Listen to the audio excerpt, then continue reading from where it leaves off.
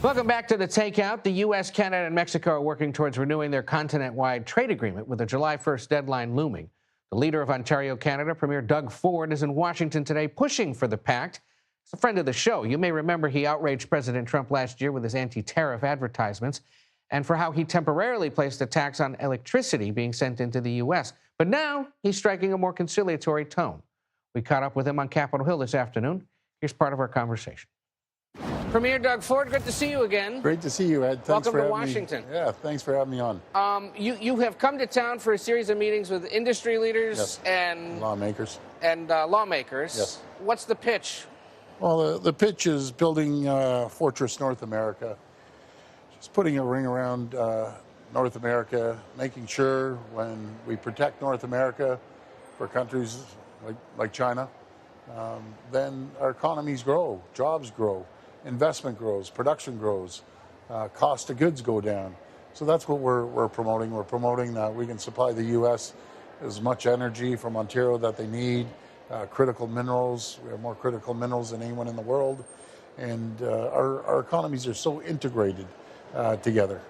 The idea being that if Canada and the United States and Mexico That's right. pooled their manufacturing resources to compete against China, Yes. or to anticipate protectionism by China, then perhaps the three economies would prosper? Oh, yeah, whatever. If we're able to get this deal signed, the economies will grow, the likes of which both countries have never seen before. And it just gives everyone certainty.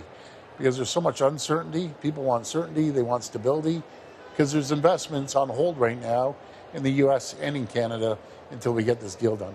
And there is hope of it being achieved by July 1st, but some concern that it may require a little more time. What's your sense of how quickly this is moving and whether there will be a new agreement? Yeah, and I'd love to see it July the 1st. Is it possible? It's possible.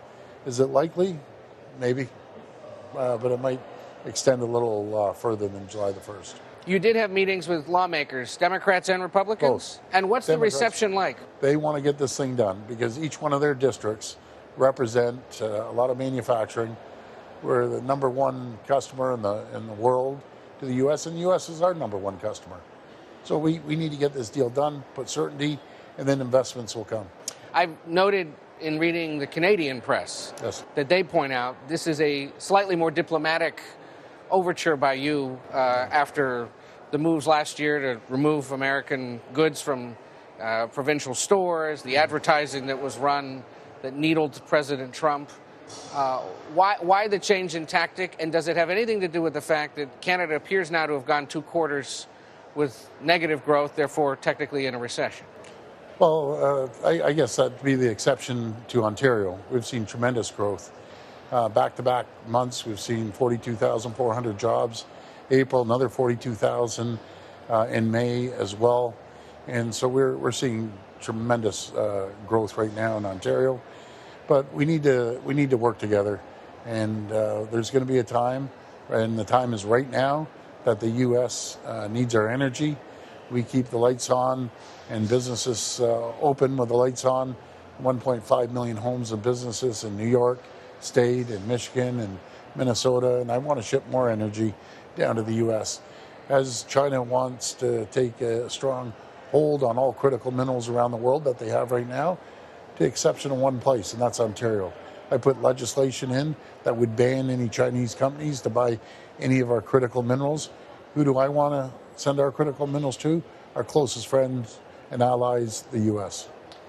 You yourself, as a provincial leader, are not scheduled to meet with Trump administration officials. That's being handled by federal officials. If you, though, given the war of words you've had with the president, or the sort of rhetorical battles of the last year plus, you had a chance to talk to him now, given the state of the world, given the state of the economies as they are, and given the anticipation for this trade deal, what would you say to him at this point?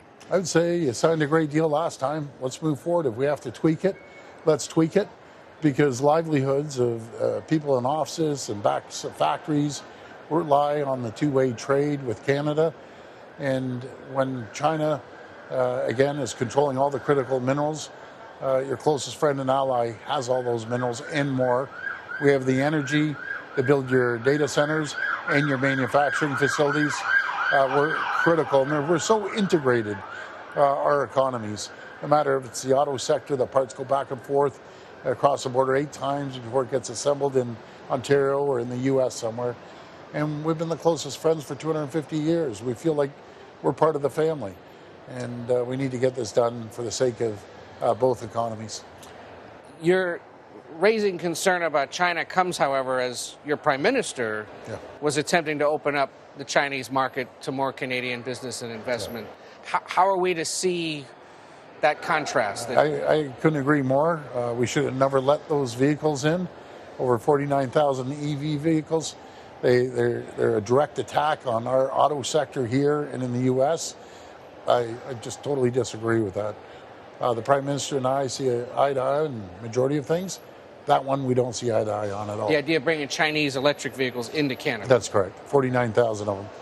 Now, I think many Americans may remember you are the guy that last year when this trade war between the United States and Canada began, you started pulling American-made liquor and wine from the shelves of provincial liquor stores in Ontario. Is there any plan to start buying American again? I would love to put those bottles of liquor and wine, bourbon back on the shelves, but we have to get a deal.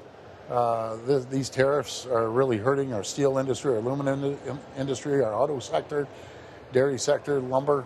So we just need certainty. Once we have certainty, we're wide open. I encourage everyone to ship up their alcohol to Ontario.